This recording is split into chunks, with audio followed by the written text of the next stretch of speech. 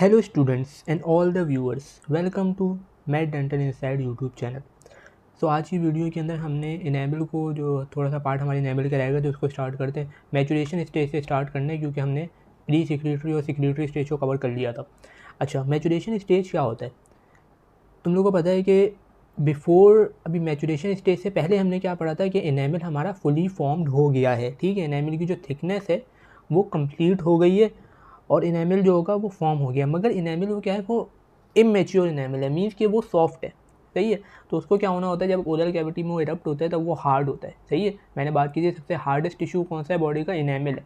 ये तो वो इनेमल किस तरीक़े से हार्ड होता है, क्योंकि इनेमल तो बन गया पिछले के स्टेज में, प्री सिक्रेटरी स्टेज में इनेमल जो होता है वो बन गया होता है।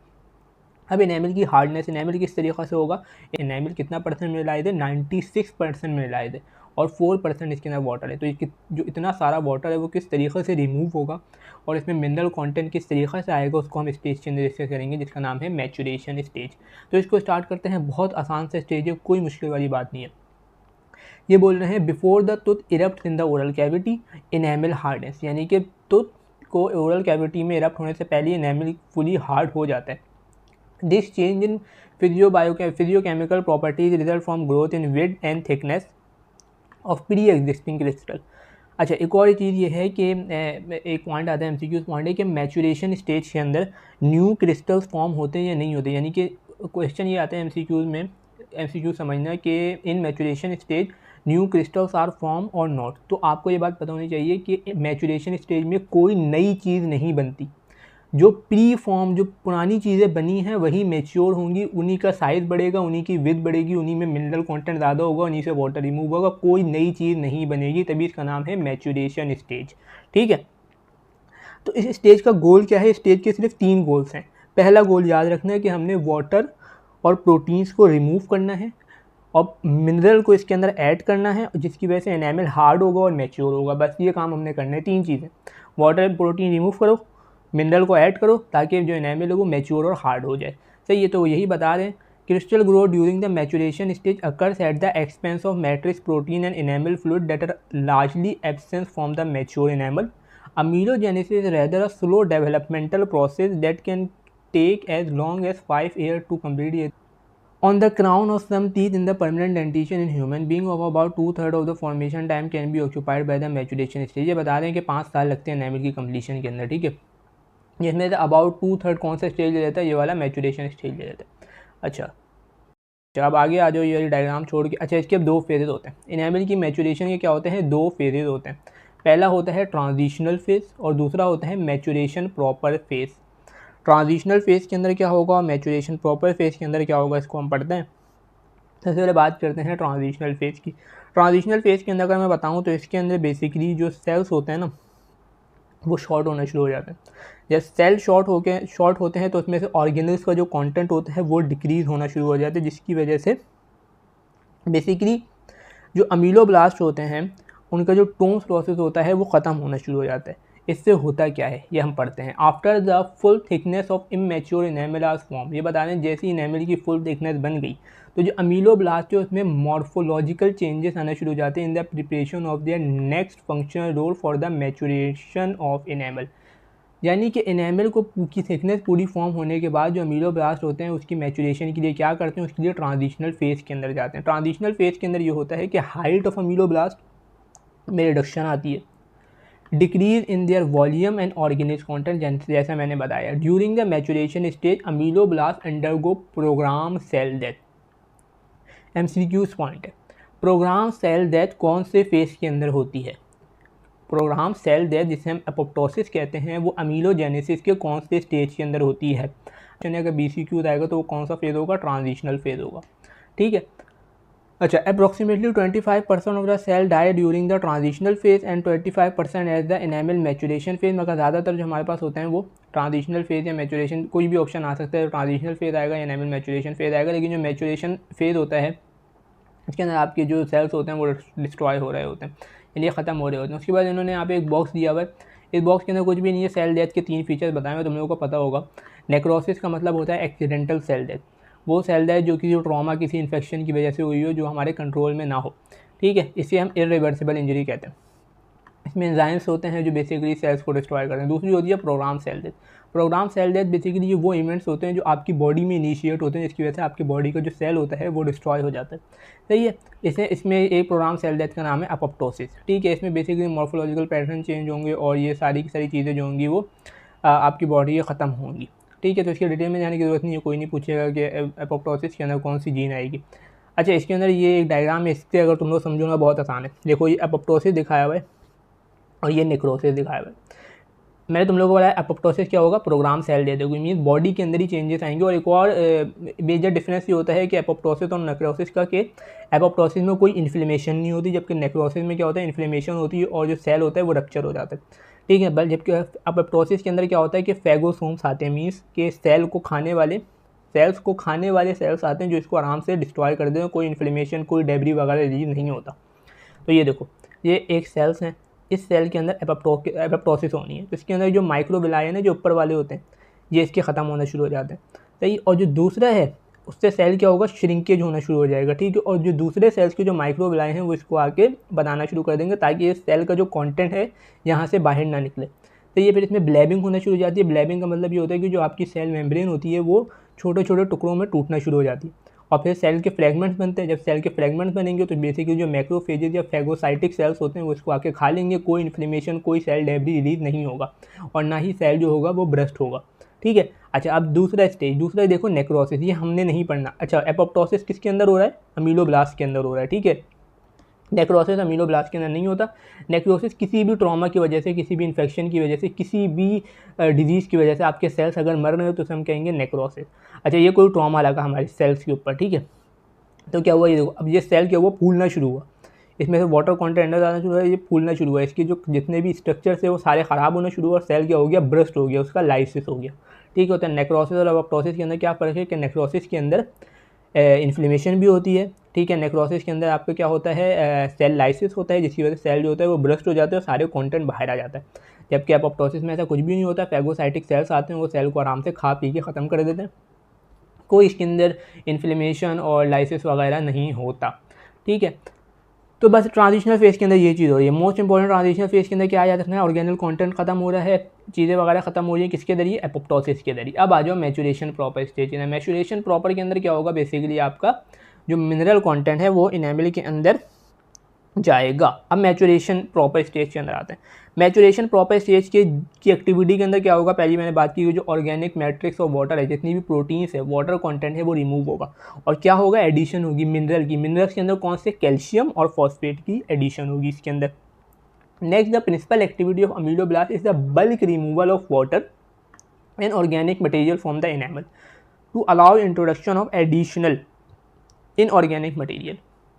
The most visually dramatic activity of these cells is modulation, the cyclic creation, loss and recreation of the highly invaginated ruffle-ended। अच्छा, ये क्या बात बता रहे हैं, होता ये है मैचुरेशन प्रॉपर स्टेज के अंदर दो तरह की ना सेल्स की शेप बनती है। एक होते हैं रफल एंडेड, जिसके आखिर में ना यूं करके रफल बॉर्डर होते हैं, और एक होते हैं स्मूथ एंडेड, जिसके आखिर में कोई भी ऐसा बॉर्डर नहीं होता। तो इसका क्या मुराद है, जो रफल एंडेड होता है, मैं आगे पढ़ाता हूँ क्या होता है, लेकिन जो रफल एंडेड का काम ये होता है कि वो मिनरल्स को ऐड करेगा। ठीक है। मिनरल्स को ऐड करेगा किसमें, इनेमल के अंदर, यानी इनेमल को मैच्योर करेगा। और जो स्मूथ एंडेड होते हैं ये क्या करते हैं, ये प्रोटीन्स को और वाटर कंटेंट जो होता है उसको रिमूव करते हैं। ठीक है। इसे हम कहते हैं मॉड्यूलेशन। क्या कहते हैं इसे, हम कहते हैं मॉड्यूलेशन, और होती है साइक्लिक मॉड्यूलेशन। इसको डायग्राम आगे आएगी जिसको दिखाता हूँ। The cyclic creation, loss and recreation of the highly invaginated ruffle-ended apical surface, the cell alternate between processing a ruffled border, एक रफल एंड होगा जिसमें रफल बॉर्डर होंगे और एक स्मूथ एंड होगा जिसमें स्मूथ बॉर्डर्स होंगे। इसकी नीचे डायग्राम में दिखाता हूँ, फिर इसके टेक्स्ट को समझाता हूँ। तो ये आपकी एक डायग्राम है, ये देखो, ये सेल्स है, इसका देखो बॉर्डर बिल्कुल स्मूथ है और इसका बॉर्डर क्या है, रफल्ड बॉर्डर है। तो रफल्ड बॉर्डर में मैंने क्या बताया, रफल्ड बॉर्डर, और ये मॉड्यूलेशन साइकिल है। ठीक है। रफल एंडेड होते हैं, 80% ऑफ देयर लाइफ टाइम ये रफल एंडेड रहते हैं और 20% ऑफ देयर लाइफ टाइम ये क्या होते हैं, स्मूथ एंडेड रहते हैं। रफल एंडेड का मतलब क्या हो गया कि यहाँ से हमारे पास बेसिकली जो मिनरल्स हैं वो सेल के अंदर, यानी इनेमल ये रहा, और इनेमल के अंदर क्या हो रहा है, मिनरल्स ऐड हो रहे हैं। अमीलोब्लास्ट क्या कर रहे हैं, इनेमल्स के अंदर मिनरल्स ऐड कर रहे हैं। ठीक है। और इसके अंदर बेसिकली क्या है, जो एनामल प्रोटीन्स हैं वो इंटर हो रही हैं इस जगह से, और यहाँ से ये सेल से बाहर निकल जाती हैं, जिसके ज़रिए बेसिकली एनामल और वो एनामल प्रोटीन्स और वाटर वगैरह क्या होता है बेसिकली वो रिमूव होता है। और इसके लिए कुछ जीन्स होती हैं लैमिनिन 332, ओडम, एमिलोटिन, इनके नाम याद करना चाहो तो कर लेना, वैसे कोई इतना नहीं है। बाकी कैल्शियम आयन भी जो है वो आपके स्मूथ एंडेड के अंदर काम करते हैं, मगर इतना नहीं करते, सबसे ज़्यादा हमारे पास रफल एंडेड के अंदर होता है। तो अगर सिंपल वन शॉट में याद रखो तो क्या याद रखना है, ये एक मॉड्यूलेशन साइकिल है। मॉड्यूलेशन साइकिल किसके अंदर होती है, मैचुरेशन प्रॉपर स्टेज के अंदर। इसमें दो तरह के सेल्स होते हैं, एक होते हैं रफल एंडेड, ये आपके रफल एंडेड है, और एक होते हैं स्मूथ एंडेड, ये आपके स्मूथ एंडेड है। ठीक है। रफल एंडेड में क्या होगा, रफल एंडेड वो होंगे जो बेसिकली मिनरल्स को ऐड करेंगे। ठीक है, मिनरल्स ऐड होंगे तो एनामल मैच्योर होगा।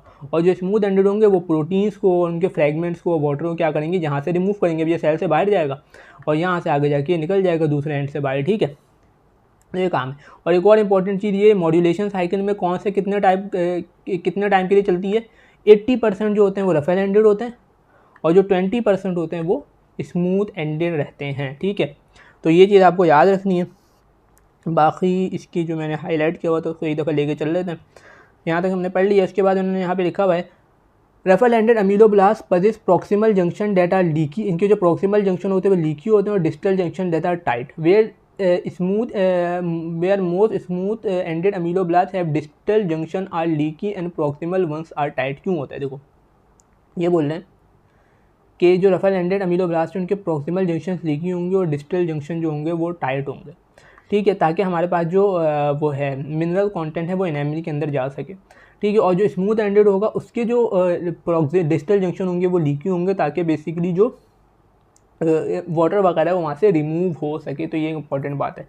रफल ended ameloblast show considerably endocytotic activity and contain numerous lysosome, calcium binding proteins आ जाती हैं, मेम्ब्रेन एसोसिएटेड जितने भी कैल्शियम के जितने ATPases आ जाते हैं, that appear to promote the pumping of calcium ion into the maturing enamel. जो मैंने बात की कि रफल एंडेड का ज़्यादातर काम क्या होता है, रफल एंडेड अमीलोब्लास्ट क्या काम करते हैं ज़्यादातर, कि ये कैल्शियम को एनामल के अंदर भेजते हैं ताकि एनामल मैच्योर हो। Smooth ended ameloblast, however, leak small proteins and other molecules, show little endocytotic activity and almost no membrane calcium ATPase activity। कि इनके अंदर कोई कैल्शियम ATPase एक्टिविटी नहीं होती। इनका जो ज़्यादातर काम होता है वो प्रोटीन और वाटर को रिमूव करना होता है, और ये 20% होते हैं, इतने वो होते भी नहीं, सबसे ज़्यादा आपके पास रफल एंडेड होते हैं।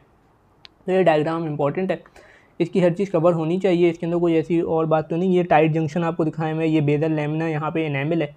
ठीक है, डायग्राम मैंने एक्सप्लेन नहीं की थी, एक और दफ़ा कर देता हूँ, इंपॉर्टेंट डायग्राम है। ये मॉड्यूलेशन साइकिल है। ठीक है, ये स्मूथ एंडेड है, ये रफल एंडेड है, ये आपका बेसल लैमिना और एनामल है। रफल एंडेड ये आपको नजर आ रहा है। ठीक है, रफल एंडेड क्या करेंगे, कैल्शियम को यहाँ पे भेजेंगे ताकि कैल्शियम और फॉस्फेट को, ताकि एनामल मैच्योर हो। और स्मूथ एंडेड क्या करेंगे, एनामल प्रोटीन्स और वाटर को यहाँ से रिमूव करेंगे। बस इतनी सी बात है। अगली हम बात करते हैं polypeptide fragment leaving the enamel like pass between the leaky distal junction of the smooth end surface and diffuse laterally among the. ये मैंने बात बताई है कि जो पॉलीपेप्टाइड मीन्स क्या है, ये प्रोटीन्स हैं। प्रोटीन के फ्रैगमेंट्स हमारे पास कहाँ जाएंगे, leaky distal junction of the smooth ended cells, और फिर वो डिफ्यूज होंगे laterally among the ameloblast to be taken up their basolateral surface, और वहाँ से फिर वो सेल से बाहर निकल जाएंगे।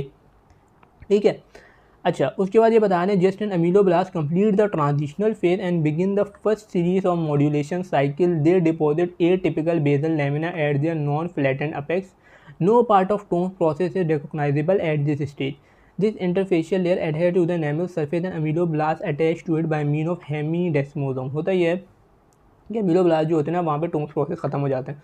जब टोन्स प्रोसेस खत्म हो जाते हैं तो जो अमीलोब्लास्ट हैं वो बेसल लैमिना के साथ कैसे हेमीडेस्मोसोम के जरिए अटैच होते हैं। और बेसल लैमिना में क्या क्या चीज़ें होती हैं, टाइप 4 टाइप 7 कोलेजन होता है, और उसके अलावा लैमिनिन 332 भी होता है। ठीक है, ये लैमिनिन 332 हर जगह आ रहा होता है, इसका नाम याद कर लो, कहीं पे भी कुछ आना तो वो लगा देना। बाकी बस यहाँ पे हमारे पास जो ये पूरा कंप्लीट है ना, एनामल की अमीलोजेनेसिस वो कंप्लीट हो गई। बाकी इन्होंने प्रोटीन्स वगैरह के नाम दिए हुए, ये कोई नहीं पढ़ता और ना ये पेपर के अंदर आते हैं। ठीक है, तो यहाँ पे हमारा ये पूरा पार्ट अमीलोजेनेसिस ख़त्म हो गया, ये बहुत ज़्यादा इंपॉर्टेंट है। और इसके अंदर बस और कुछ तो नहीं है, इसके अंदर वही चीज़ें रिपीट हो रही हैं। हाँ, उसके बाद हम अगले पार्ट में ना इनकी माइक्रोस्कोपिकल स्ट्रक्चर है कुछ एनामल के, उसको स्टार्ट करेंगे, वो भी आपके पेपर के अंदर आते हैं। मगर मोस्ट इंपॉर्टेंट आपका ये एनामल का जो पार्ट है ना अमीलोजेनेसिस का बहुत है, उसमें भी सबसे ज़्यादा वो क्वेश्चन आपके इसी स्टेज से पूछते हैं, मैचुरेशन स्टेज से। सही है, मैचुरेशन फिर से रिपीट करता हूँ, एक होता है ट्रांजिशनल और एक होता है मैचुरेशन प्रॉपर। ट्रांजिशनल फेज में एपोप्टोसिस होती है, मैचुरेशन प्रॉपर में क्या होता है, वाटर और प्रोटीन रिमूव होती है और इनेमल हार्ड होता है by the addition of mineral content. ठीक है, तो यहाँ पे हमारा वाला पार्ट खत्म हो गया। नेक्स्ट पार्ट के अंदर हम इसको स्टार्ट करेंगे इनेमल स्ट्राया और हंटर श्रीगर बैंड्स वगैरह को। सो बस वीडियो को लाइक करो, चैनल को सब्सक्राइब करो। अल्लाह हाफ़िज़।